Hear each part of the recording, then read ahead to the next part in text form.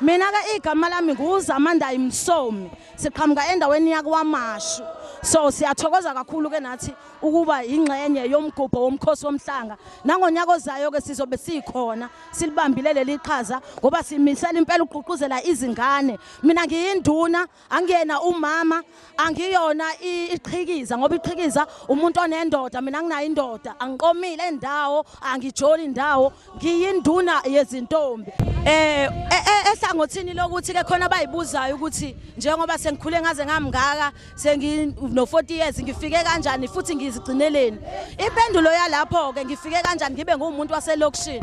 Ngifike ngokuthi mina ngikhulu umzali wami ubengikhulisa engifundisa ukuthi intombi iphatha kanjani. Ngiphinde ngilekelelwe inkolo ngoba mina ngiphuma enkolweni yamaNazaretha. EbuNazaretha siguliswa ngentombi ukuthi intombi iphatha kanjani. Kuphinde emabhinceni siguliswa ngentombi kogogo ukuthi intombi iphatha kanjani.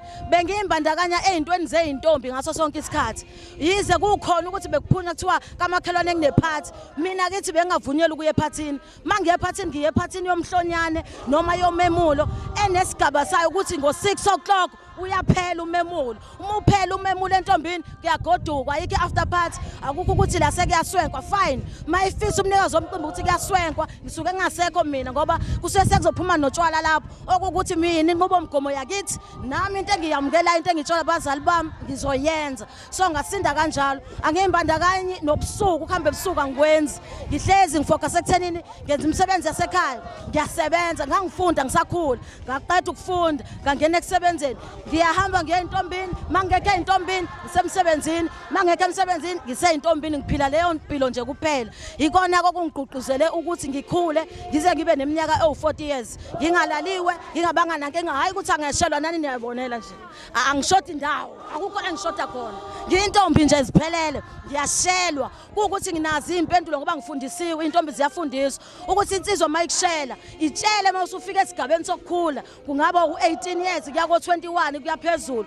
Usho ukuthi iya ekhaya uyokhuluma nabazali. Umuntu okudingayo ngempela uzoza kini. Ongakufuni umbona ngokuthi akaqhubeki nenkulumo yakhe. Uyabona ukuthi awungeke wena ufuna ukidla yena engakhokheli utho. Mase uyabaleka uyazephula. Besiphila leyo mpilo nje. Hayi ukuthi uzubaleke njengaqala thiwa wombalekela umfana cha uyami umtshela ukuthi Futhi ufuna mina hambe ekhaya bese uyadlula. Awumi isikhathi eside nomuntu wesilisa.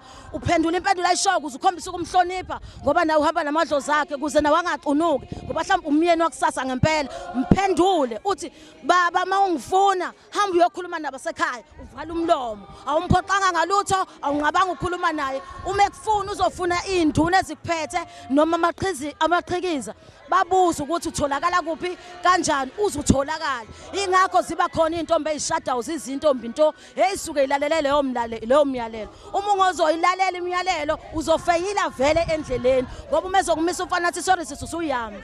Hayi manje bengithi oh bhuti uzolahlekelwa umzimba kokuqala esakushela nje uzokusasa uzokubamba ngesandla uwohloka umzimba uthi uyashaya ithanga liqhaqhazele kuze kathi ushaya uye usuku la ngakusasa yini awulaliwe. Isimo sokuthi usuyasondela ebafaneni. So siyayihlukanisa nabafana, awusondela abafaneni, abangani bakho, ogogo, oma wakho, izintombi ezinye kuphela. Nayo izifika ku40, 50, 60, 70 mase kuba khona umbuzo othi usayigcineleni. Ngithemba ukuthi siyazi njengoba sila emhlabeni njengoba ngayena udokotela ngangifisa ukuba udokotela kodwa angifinyelelanga khona. Kufana exactly nalesi simo somshado. Akeke sikwazi ukuyikhethela ukuthi nasi isigaba sesifikile kumele ngigane kumele ngishade. Mangingafikanga khona angeke ngize ngishade mawukuthi uNkulunkulu akangidalelanga khona. Kodwa mina kumele ngikwenze kumele ngihlale endaweni yami yokulinda ukuthi uNkulunkulu ikupho okuhla ngibekele khona. Angangangibekela umshado kodwa mina ngiyathokoza ngoba ngisabona kancane ukuthi shuthi ungibekela ukuthi ngibe sibonele into ezinye nabanye abano60 abano70 nami ngibukela kubona ikakhulukazi njengosisi lo phethe respect ona 75 years kulonyaka nami ngifunda kuyena ukuthi unomthebe wethu ephethe respect ngibukela kuyena ukuthi akuyakhuleka uzube na 75 ube nabantu bani so angimotivate ngoba ngiyabona bakhona abanye abangaphezulu kwami akulona icala akusona isono makuthi uyashona egcinile uNkulunkulu siyazo samukela ngezandla ezimhlophe ungenangqapha ndawo so ikona kungithokozisayo mina noza kwethi abangilandelayo nabo bahamba lapho babheke ekuthenini nje makufika ithuba lomshado sebeyawubamba ke lo mshado ke bazowubamba kahle futhi nabo bazi ukuthi bawuthole beyigcinile nomkhwenyana uzomthathaza ukuthi umuntu okwazi ukuyiphatha lo ophunyuke kuwo wonke ama stages shothi bangithatha umfazi ngimbeke ekhaya uzoba umuntu wasekhaya ngempela so izinto ukuthi baye betha abanye uzoyifunda kanjani izinto zemqabulo ungazange upractice kuthiwa practice make perfect cha thina sazi ukuthi emntombini into uyifundisa umyeni wakho uma usumtholile awukwazi ukuyifunda kabanye abantu ngoba uzehlisa isithunzi kunzima umyeni wakho usukushadile seqhamuka umuntu ethi ngake ngayiqabula le ntombi nawe awuzethembi ngomshado wakho usukuvevezela usaba ukuthi kungaqhamuka umuntu ongathi awusaphelele esho ukuthi waba nawe erumini ngokuqabula kuphela ngoba abantu basuke bengekho ngithi sekumyeni wakho kuphela kumele wazi iqiniso ukuthi oh hayi ngimfice intombi kodwa kuyomhlukumeza lokho kungcono nje ungaqabula umuntu ungenzi lutho namuntu ube msulwa nje abethiwa simsulwa sibamhlophe qwa ube mhlophe uziyofika emzini wakho so sifika kanjalo ke ko70 ukulalela izwi siqhubeke sithandaze bathanda imshado bayayithandazela abangenankinga nayo bathandazela ukuthi uNkulunkulu abaphe khona akuphumelelise nokuyiphatha kwabo baze befike esikhathini sokuthi bayadlula emhlabeni beyilento uNkulunkulu uyofika bamukele ngayo phambilini.